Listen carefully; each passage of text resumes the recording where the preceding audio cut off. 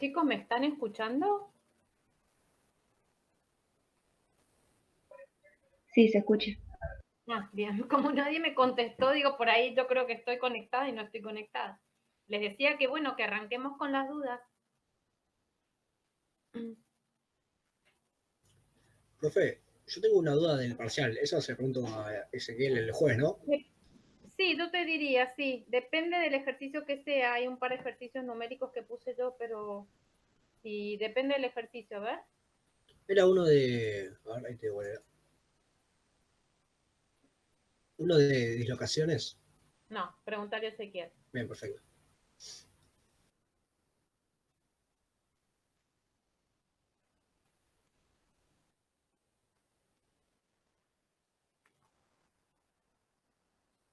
Por lo que estuve viendo en el cronograma, hoy deberíamos estar. Esperen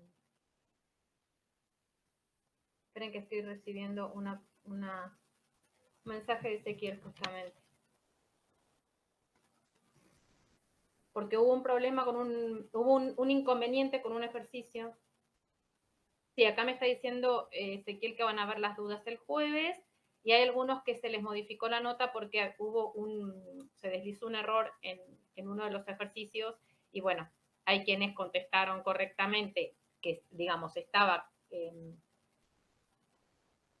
a ver, estaba mal corregido por así decirlo porque estaba ingresado, bueno, nada, que se deslizó un error que le juega a favor para quienes lo contestaron adecuadamente y entonces me dice Ezequiel que ya corrigió las notas.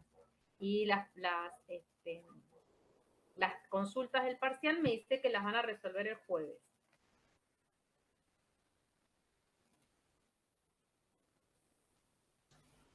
Bueno, muchas gracias.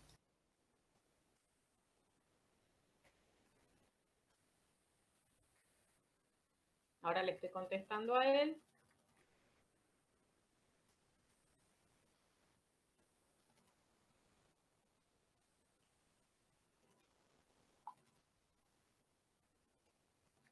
Bueno, ¿qué dudas tienen respecto a, les estaba diciendo que, digamos, ya tienen cargadas las teorías y todo por cronograma, deberíamos estar hoy consultando dudas ya del seminario 6, ¿sí? El seminario 5 supuestamente se resolvió, digamos, trabajaron la teoría de la semana pasada, bueno, está el parcial, supongo que se Profe, está dando, sí. yo tengo del 5, Bueno, ok. el ejercicio 5. Bueno, simplemente termino la idea, digamos, Sí, hoy sí. correspondería por cronograma lo que se refiere al seminario, digamos, la segunda parte del seminario 5, que en realidad están los primeros, como primeros ejercicios, la parte de análisis térmico y lo que se refiere a transformaciones de fase y solidificación, que es el seminario 6, de lo cual tienen explicaciones, así es que yo creo que, digamos, para avanzar tienen. Bien, entonces me decías el 5 del seminario 5, el ejercicio 5. Claro.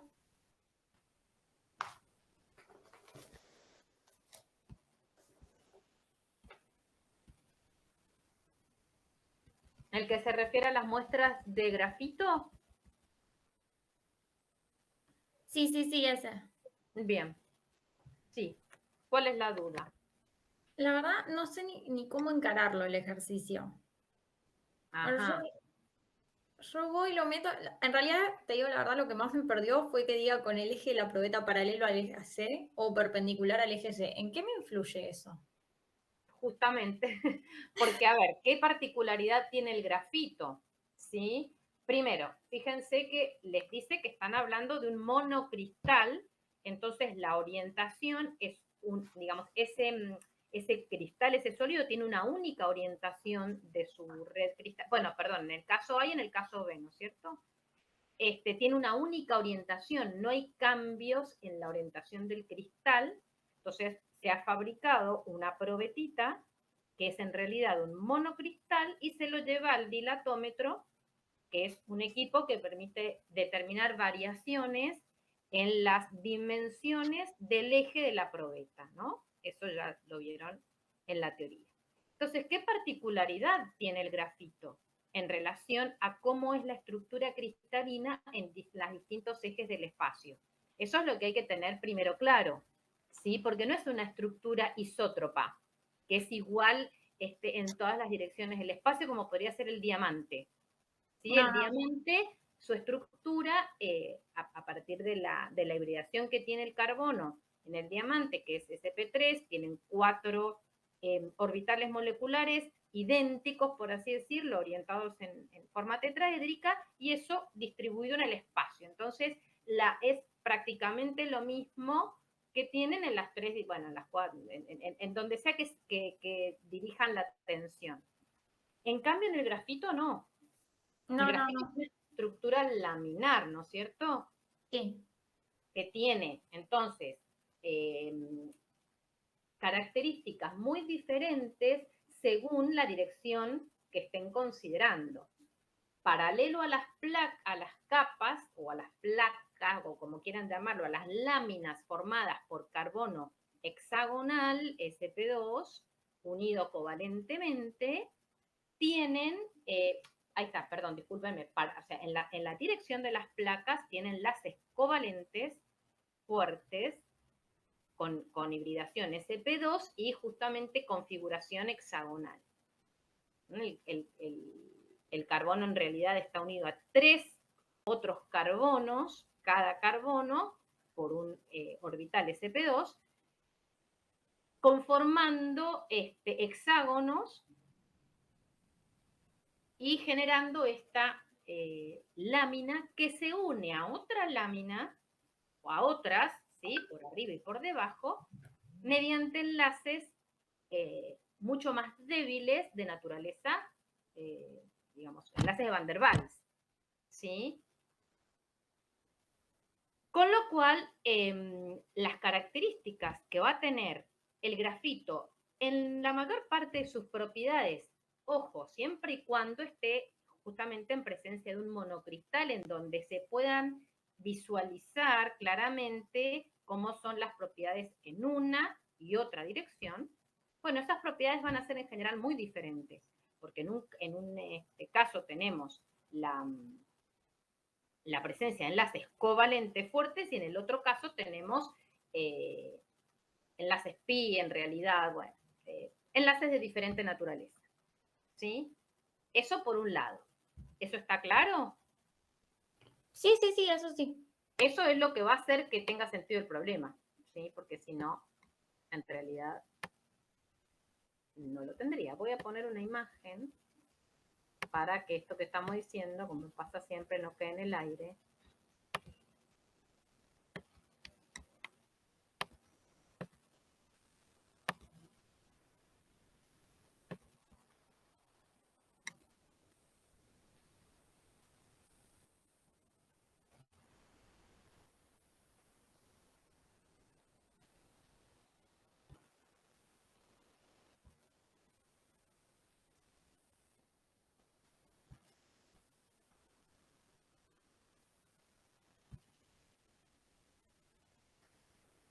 Bien, ¿se ve ahí la imagen, la pantalla mía?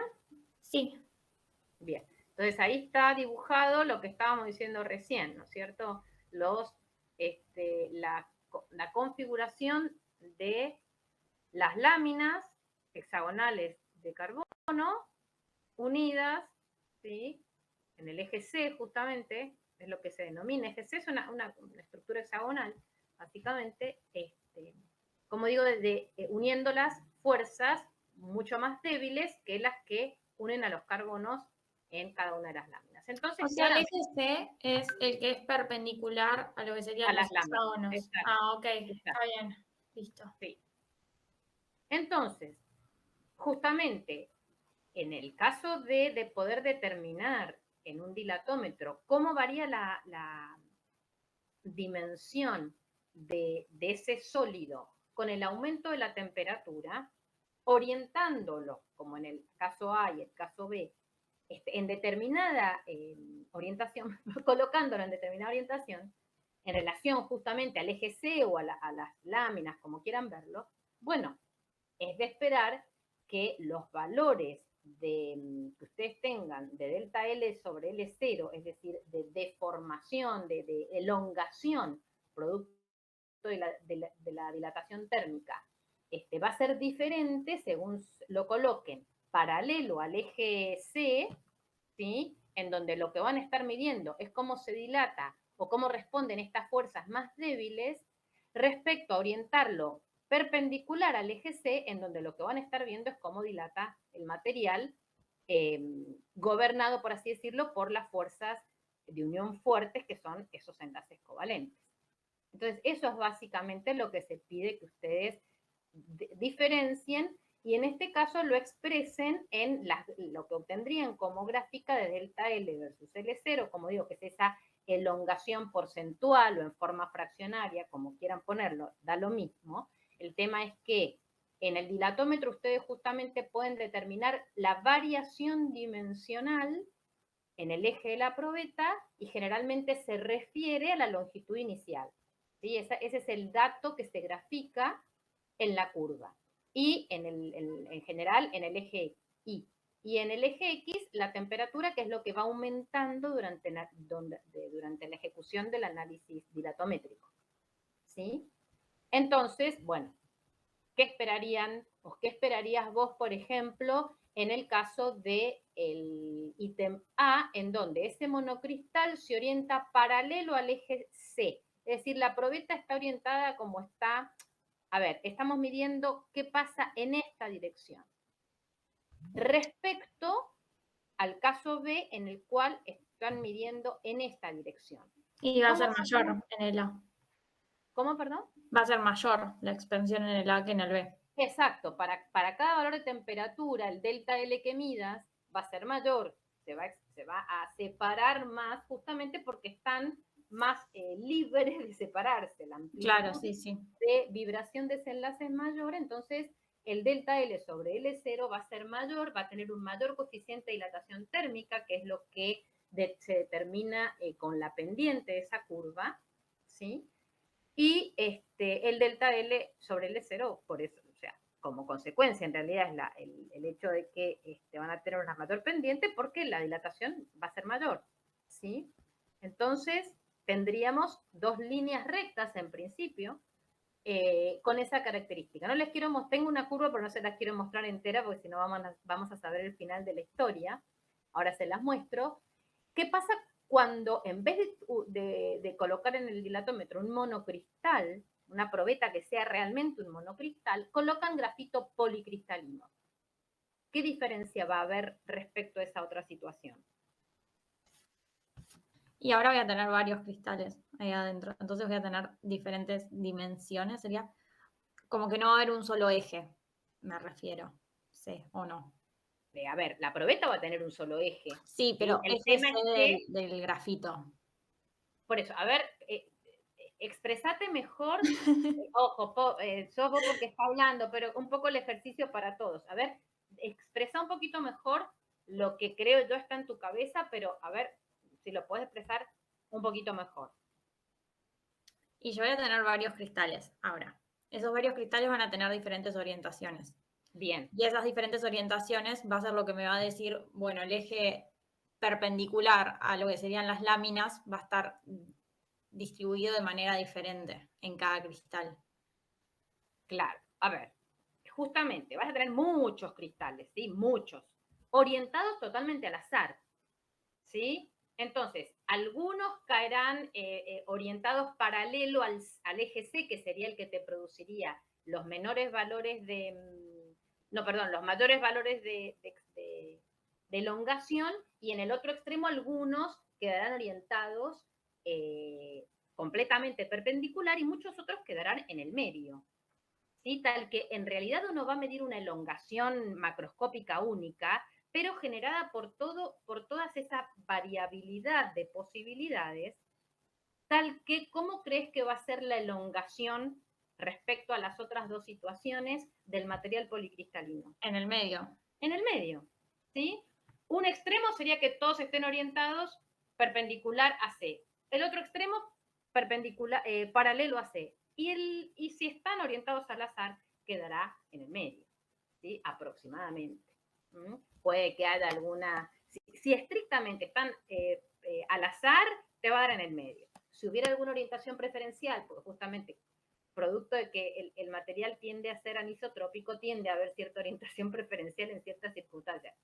Vamos a considerar que justamente no es así, sino que están orientados al azar, pues entonces la recta va a quedar en el medio y ahora sí les muestro, es un gráfico a mano alzada, pero bueno, esto es lo que ustedes tendrían, se espera que grafiquen, que son las 3 curvas en donde la que tiene más bajo alfa es el del, cuando estoy midiendo básicamente los enlaces covalentes, cómo están modificando su distancia de equilibrio los enlaces covalentes, es decir, cuando mido perpendicular al eje C, o sea, cuando orienté la probeta de forma que quede el eje que estoy determinando paralelo al eje C, perpendicular, perdón, al eje C.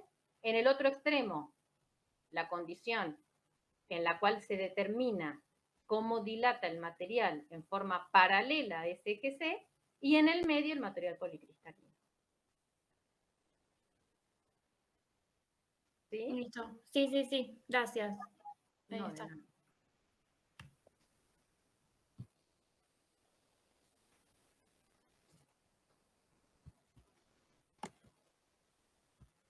Bien, ¿qué otra duda, chicos?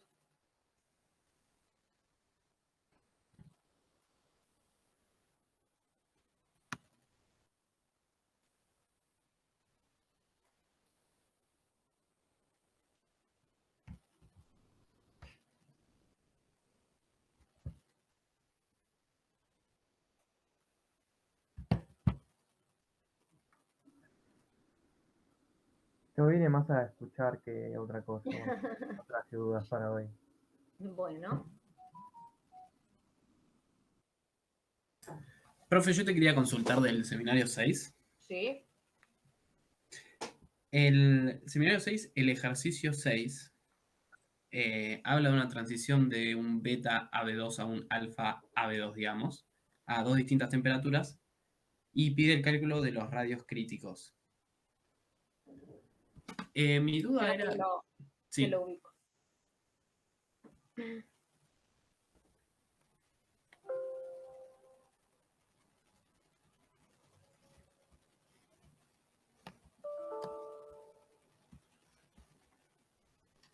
Ahí, esperame un segundito.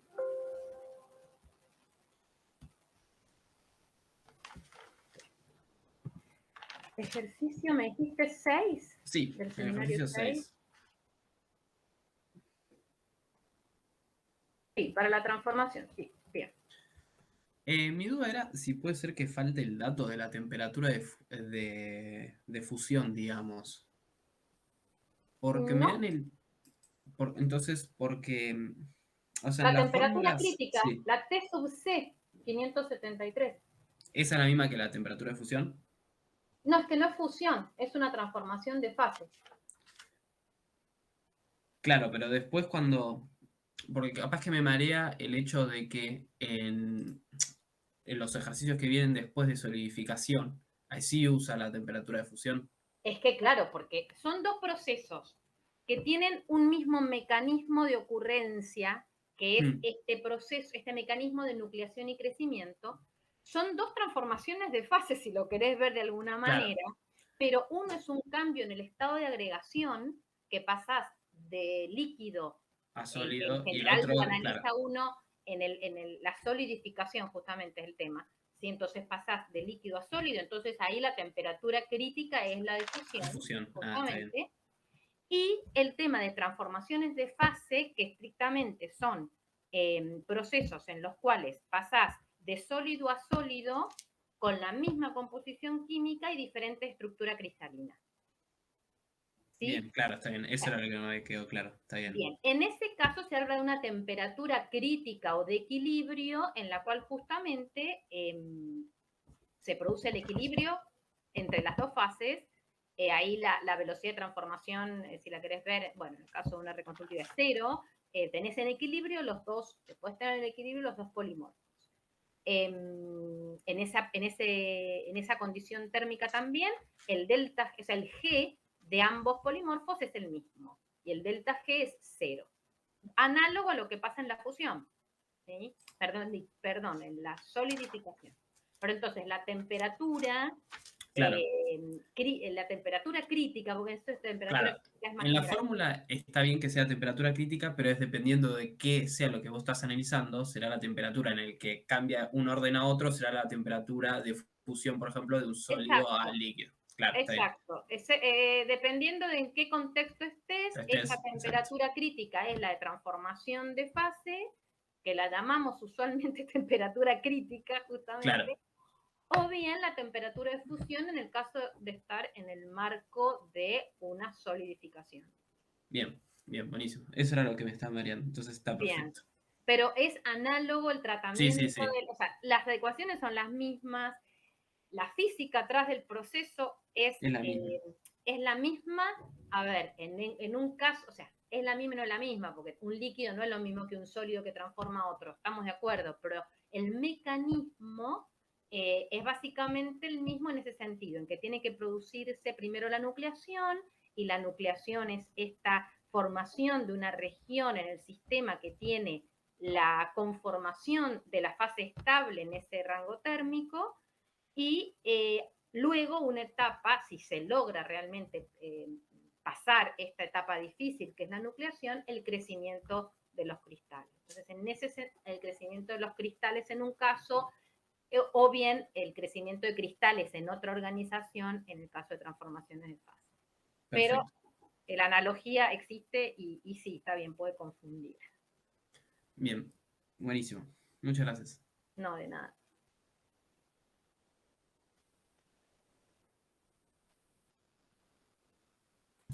Profe, perdón, me había tenido que ir y no sé si recién pasaron a las 6, pero me habían quedado unas consultas de las 5. Pasamos a las 6, pero podemos volver a las 5, no hay problema. Ok, gracias. Me había quedado en el 2, si bien lo hice, te puedo mostrar porque la verdad no me convence cómo me quedaron los... Sí, podemos mostrármelos, no te puedo asegurar que pueda ver como la gente y responderte, pero de última te muestro lo que me quedó. Ah, como quieras, como te resulte mejor. Por comparación. Bueno, espérate, voy a ubicarme bien en el ejercicio. Dale. Sí, mostrámelo, a ver. Bueno, ahí estoy descargando la imagen.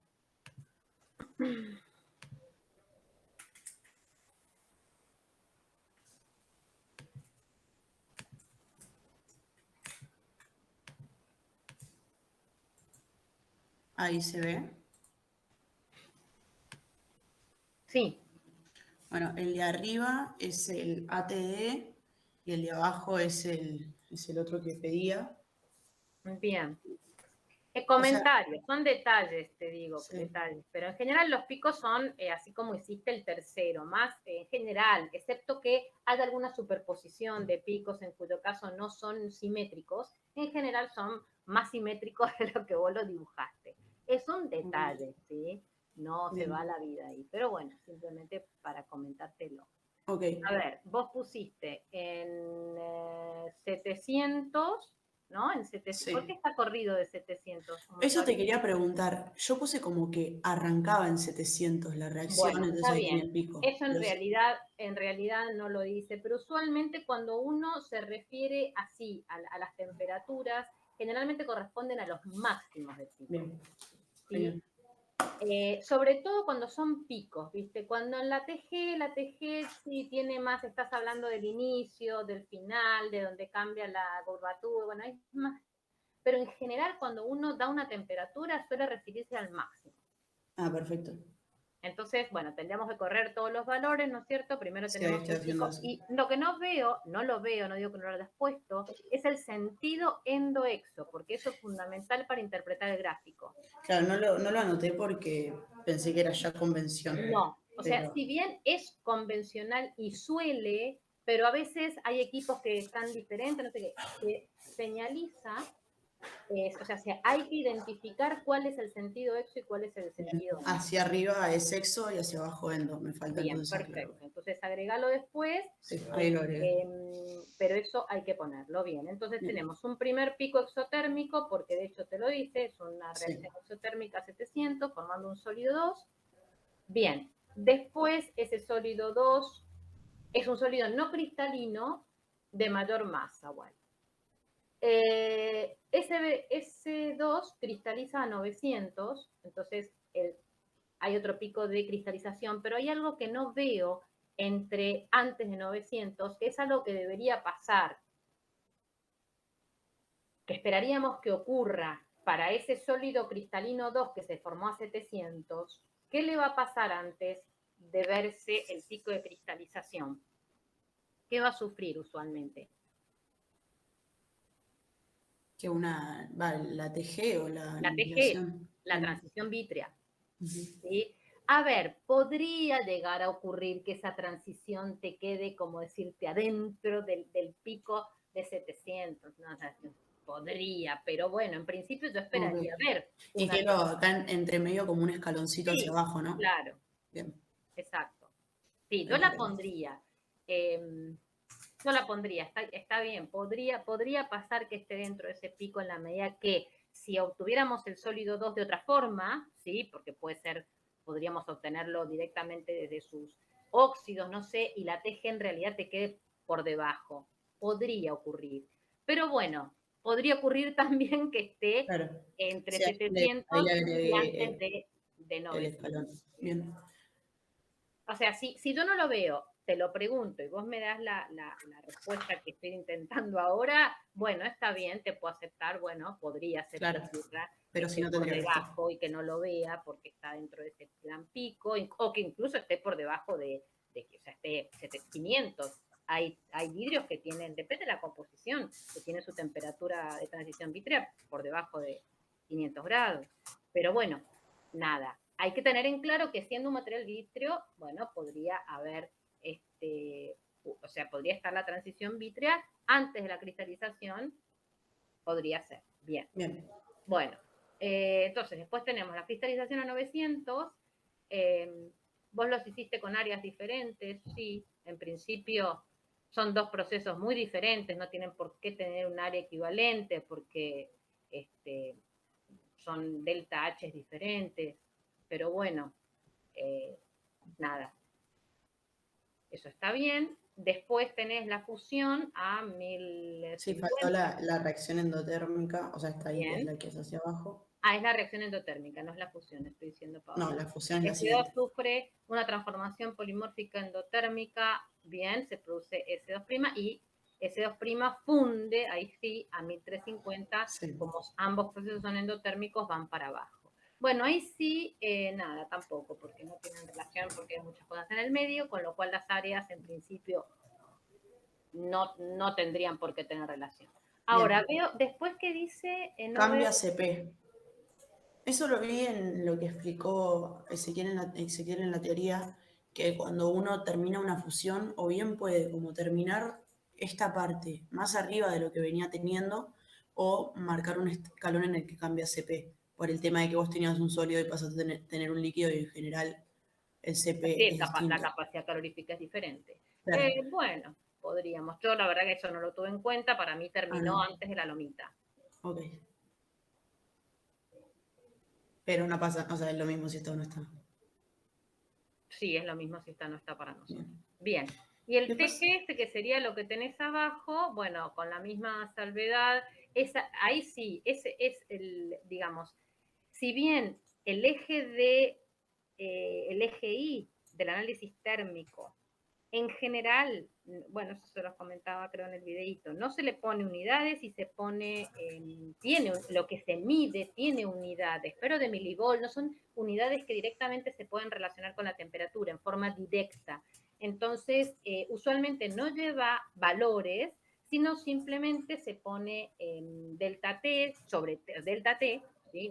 Un indicador, digamos, del delta T y se identifican las direcciones exoendo y nada más. Esa es la forma en la cual usualmente se grafica un termograma de ATD.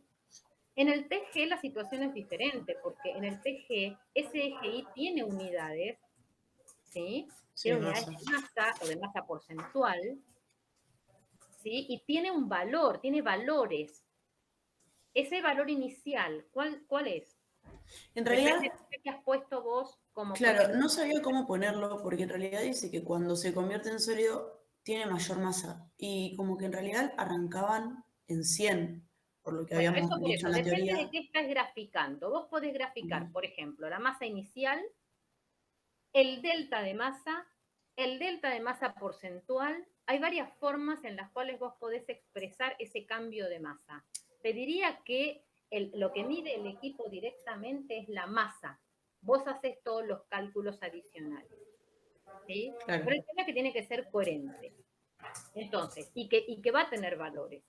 ¿Vos qué pusiste ahí arriba? Porque no llego a ver. ¿Cuál es, arriba. o sea, No, en cuál es realidad lo el hice muy nombre de tu esquemático eje? porque este no lo sabía, o sea, no sabía bien cómo se hacía. Yo dije, bueno, en el único momento que me va a cambiar la masa es cuando se crea el sólido, porque después el resto siempre tengo la misma masa, no me va a Bien, cambiar. estamos de acuerdo. Pero vos, acá yo veo ahí está, a ver, un No, masa M subí dice, puse, M masa subí. subí. Bueno, entonces, si es la masa subí, ese valor inicial va a ser el de tu muestra, que va a tener un X valor, no sé, 40 miligramos, no sé, no estaba puesto, no, en este no estaba No, puesto. no lo Pero aclaro. sería el valor inicial, el M sub 0, ponele, el M sub Ok. I, como quieras.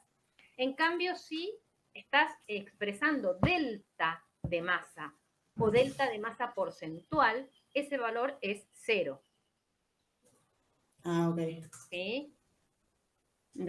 Sí, había un caso, no me acuerdo cuál es, cuando se grafica en cómo, digamos, la masa porcentual como que arrancaba en 100%, me parece. Yo O había bien, notado eso. o lo arrancas en 100% porque lo pones como pérdida. Ah, bien, claro. ¿Sí? Entonces, bueno, depende, por eso hay muchas formas de expresarlo, pero hay que ser coherente. Entonces, en tu caso, si vos pones que es la masa, que es el registro real es masa, Sí. bueno, ahí tiene que ser la masa inicial. Bien, ahí le puse entonces masa sub 0 y al siguiente que le pongo masa sub 1. No, sí, Ponele. por lo menos lo inicial. Qué sé yo, sí, la otra va a ser Ok. una masa que en tu gráfica, o sea, lo que podrías indicar que en realidad en este caso, por ahí es lo más usual, que hacia arriba crezca la temperatura, la masa. Pero lo que podrías llegar a indicar es la dirección de crecimiento de la masa, ¿sí? Sí. Por algún distraído. Convencionalmente para arriba crece, pero no siempre es así. Ok, lo Entonces, pongo. bueno, podrías indicar que este escalón es un escalón positivo. Perfecto. Y el escalón en realidad es recto, ¿no? Pues yo acá no lo hice, o sea, lo hice como con algún tipo de No, tiene como una pendiente. curvita, sí, no Ah, tiene una inercia, no es una cosa así que crees que no, no es recto, no. o Tiene sea, sí una estaría bien curvatura. dibujado, pero la Sí, sí, está temperatura bien. tendría que ir más por el punto de inflexión, no donde arrancaba Claro, la posición. Ok, exactamente. Usualmente se toma el punto de inflexión, el punto medio. perfecto. Pero, o sea, sí, yo que ahora veo mi dibujo y lo hice más o menos como el tuyo, ¿viste? Está Ok, bien, más o menos, ahí listo. entre el medio y el inicio estarán los 700. Buenísimo. Bueno, entonces, ahí ya me quedó ese. Y el otro que te quería consultar en el 4, quise plantearlo, pero no estaba segura del tema de unidades. O sea, El 4. sí, que dice el análisis dilatométrico de una Gratométrico, aleación. sí. En ese. Me Sí, hice una expansión térmica promedio de 13.840 ppm sí, entre. eso es 1 por 10 a la sexta, a la menos 6, perdón. Pico, o sea, partes por millón. Sí. Eso significa. 10 Ah, a la bien. menos 6. Sí, sí, eso sí, de parte por millón sí, Ok. pero. O sea, es como una fracción. Ah, listo, Como listo. No tiene una unidades, información digamos. expresada como delta L sobre L0. No es Ah, está bien. porcentual, sino es partes por millón. Claro, o sea que en realidad yo lo que hice fue digamos, resolver una ecuación lineal donde I es igual al coeficiente de expansión térmica por X más la ordenada al origen que es B, y ahí usando, digamos, el punto de inicio donde la expansión térmica es 0 para los 20 grados y el valor de 100 donde la expansión térmica es 13.840 partes por millón, despejé lo que valía el coeficiente de expansión térmica. Sí, creo que de alguna manera estamos haciendo lo mismo. A ver, en realidad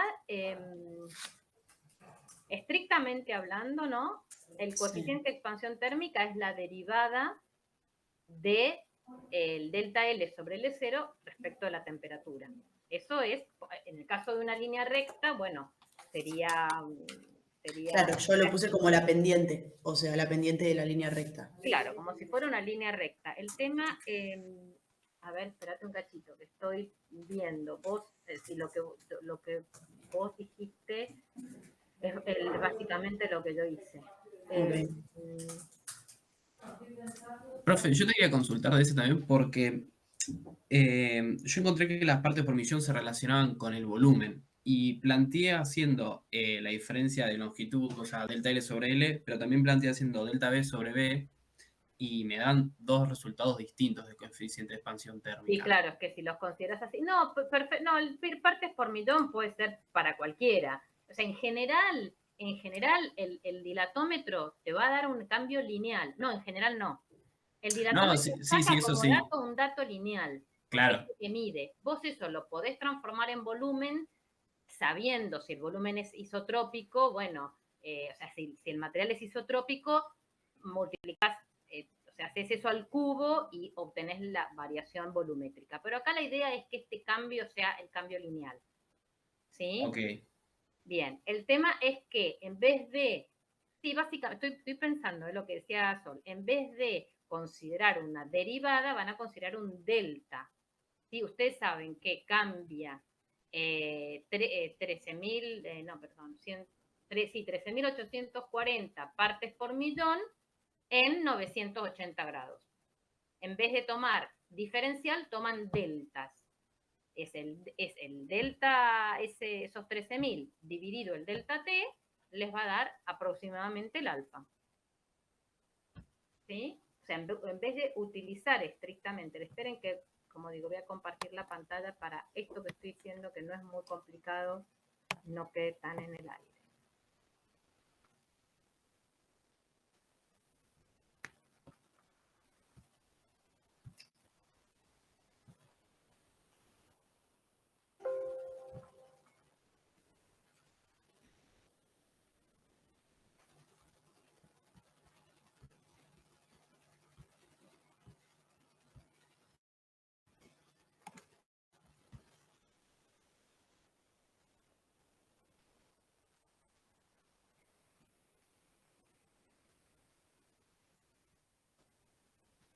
¿Se ve ahí?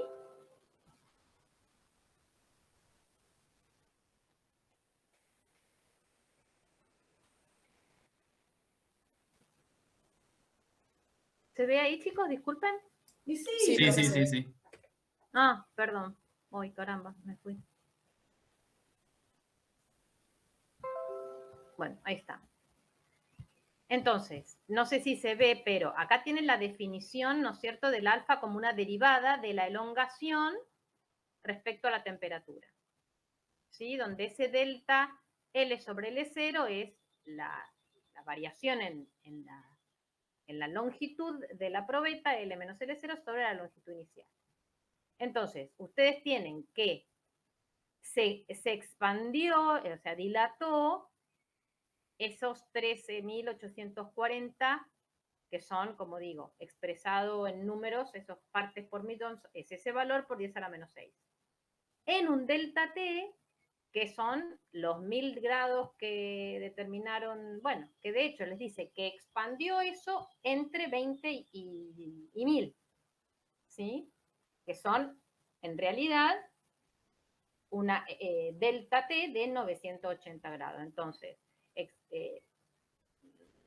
aproximando diferenciales a deltas, listo.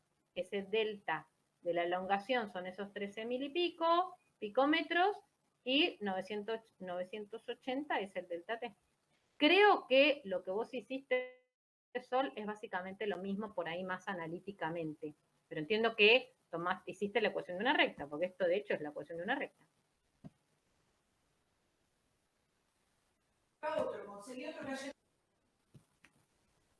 Sí, profe, hice eso mismo, o sea, lo hice con la recta y llegué más o menos a lo mismo. Va, sí creo que es lo mismo, no llego a ver si te digo Yo creo porque es a la que menos 5 es lo o qué, mismo, pero... lo que pasa es que cuando me lo explicaste así, Claro, me queda en el aire y creo que es lo mismo. Sí, lo despejé y me quedó lo mismo. No llego a Porque ver lo que vos no tenés, las potencias, pero creo que son los mismos números. Claro, discúlpame, lo que vos no, o sea, ahí te dice que la probeta modificó, o sea, te da el delta en el delta de temperatura, no te da los valores a 20 y a 80, a 20 y a 1000, perdón. ¿Sí? Por eso Claro, yo tomé como 0 en 20, o sea, básicamente lo tomé como claro, un delta. Esos entiendo dos que valores sí, tomé, digamos. entiendo que sí, que es por eso. Tu suposición es ligeramente diferente, pero creo que llegas a lo mismo. Si te terminó dando esta diferencia, esta división, listo, es lo mismo. Sí, llegué a lo mismo, llegué a lo mismo. Gracias. Listo.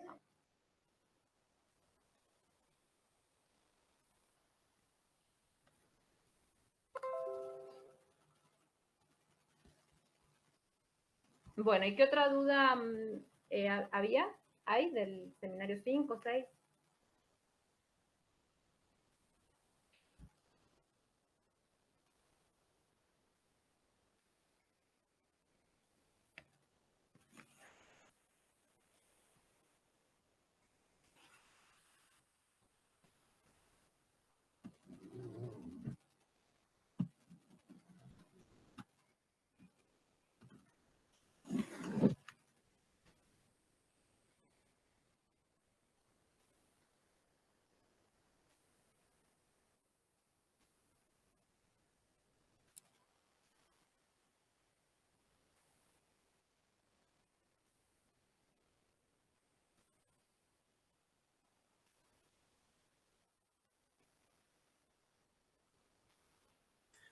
Profe, yo tenía otra duda del 6. Sí. Del ejercicio 7, que dice, habla sobre un compuesto R2O3 que sufre una transformación de fase reconstructiva de primer orden entre alfa y beta. Sí. Ahí No es te que está da... explicado. No, es el siguiente ese. Bien. O sea, el anterior, digamos. Decime el numerito, ¿cómo era? El 7.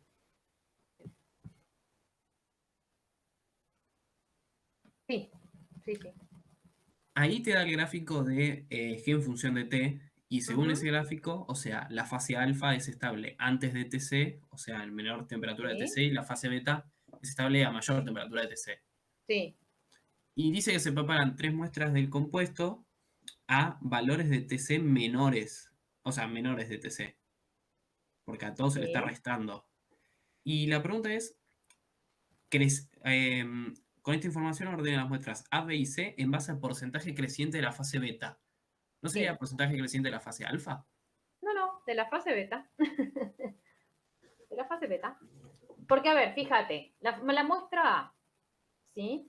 Sí, La muestra A se prepara fundiendo completamente el óxido, claro, ¿sí? O ahí como bien dijiste vos, la es fase, estable beta. claro. A ver, espera un segundito, porque vos acá tenés la gráfica de G versus T, te da Sí, cómo son los sólidos respectivamente, en donde vos llegás a la conclusión, como bien decías, que la fase beta es la estable por encima de temperatura crítica hasta la de fusión, y por debajo de la temperatura crítica es estable alfa. ¿Sí? sí, Entonces, primero fundís el sólido, luego enfrías rápidamente hasta una temperatura que está por debajo de TC.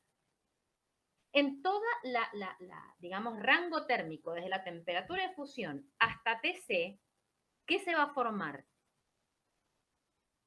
¿Qué sólido va a estar cristalizando?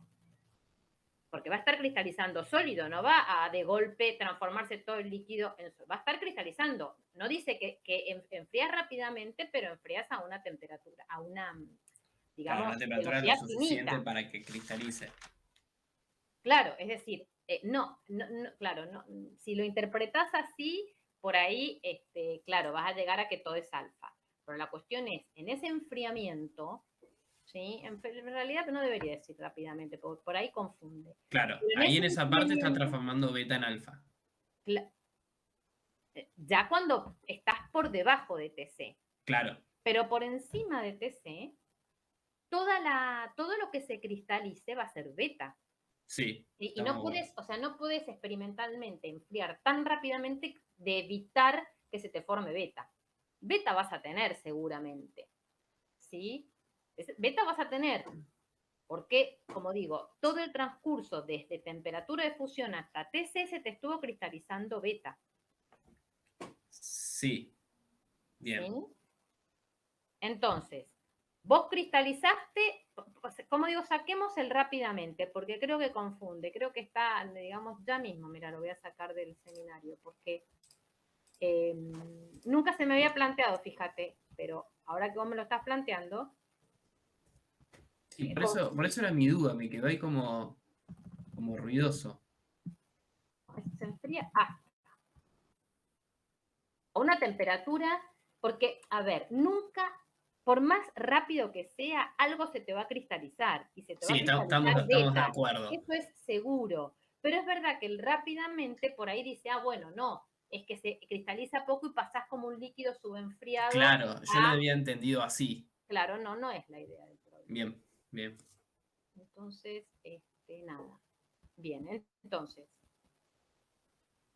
Te decía, bueno, quizá con esto vos ya se te aclara tu duda, pero la cuestión es, siempre vas a tener beta, siempre, por más poco, por más mucho que tengas, pero beta vas a tener porque desde temperatura de fusión a TC cristalizó beta. Cristalizó beta. También. Y por más rápido que enfríes, no es un enfriamiento a velocidad infinita. Así es que vas a ir con cierta inercia térmica, sí, apagaste el horno, que es lo más rápido que puedes enfriar, pero hasta que llega a TC seguramente se formó beta. Bien. Entonces, si querés verlo, vas a tener alfa, que si te poco me dijiste, bueno, de golpe pasé rápidamente y digamos, reduje la probabilidad, pero algo se cristalizó en beta, y beta, una proporción X, porque igualmente el problema lo podemos razonar así. Bien. Bien, la cuestión es, me estaciona a TC menos 5 grados y entonces, ¿qué va a pasar a esa temperatura? Y a esa temperatura, beta va a empezar a transformarse en alfa, porque es más Exacto. estable alfa. Lo que sea que, un segundito que voy a enchufar la computadora.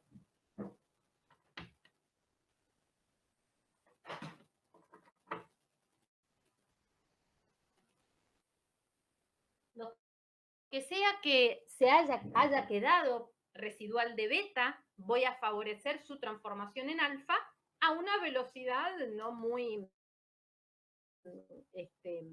significativa, no muy elevada, porque está cerquita, está solamente 5 grados por debajo de TC. Entonces, bueno, pero lo que sea de beta puede transformarse, no sé si en forma completa o no, pero va a transformar en alfa. ¿Sí? Vamos a suponer que algo de beta queda producto de que no es muy rápida la transformación. Después, en la muestra B, esa misma la molí, luego produje nueva superficie reactiva y la traté a TC por debajo, o sea, 30 grados por debajo de TC. Entonces ahí lo que estoy favoreciendo, excepto que me vaya digamos, más allá del máximo que hay de ese lado, estoy favoreciendo la transformación. Y la estoy favoreciendo. O sea, ¿qué transformación estoy favoreciendo? La de ese residuo de beta en alfa. Alfa. La estás favoreciendo tanto ¿sí? por la molienda como por que la velocidad va a ser mayor. Porque exactamente. O sea, entonces, más abajo la temperatura. Si yo la comparo con la anterior, seguro esta tiene menos alfa, menos beta, perdón, que la muestra A. Que la muestra A. Estamos de acuerdo. Sí. Bien. Y la muestra C es similar a la B, pero no la moliste previamente. Por lo que va a estar en el medio entre las dos. Exactamente. Bien, bien. Está bien. Esa era mi duda porque no me quedaba bien claro eso de rápidamente.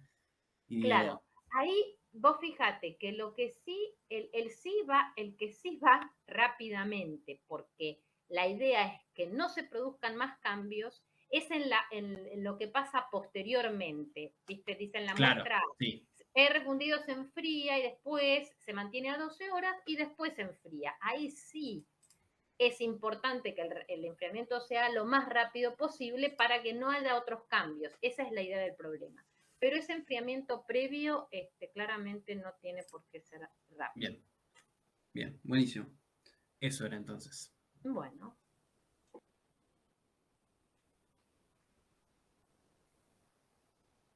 Bueno, ¿alguien más tiene dudas?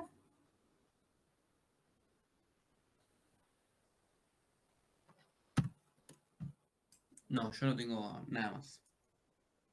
Así Bueno. que, bueno, muchas gracias. Nos vemos el lunes que viene. No, por favor. Listo. Adiós. Chao, hasta luego. Chao, Pedro. Julieta. Chao, hasta luego. Listo. Nos vemos el lunes.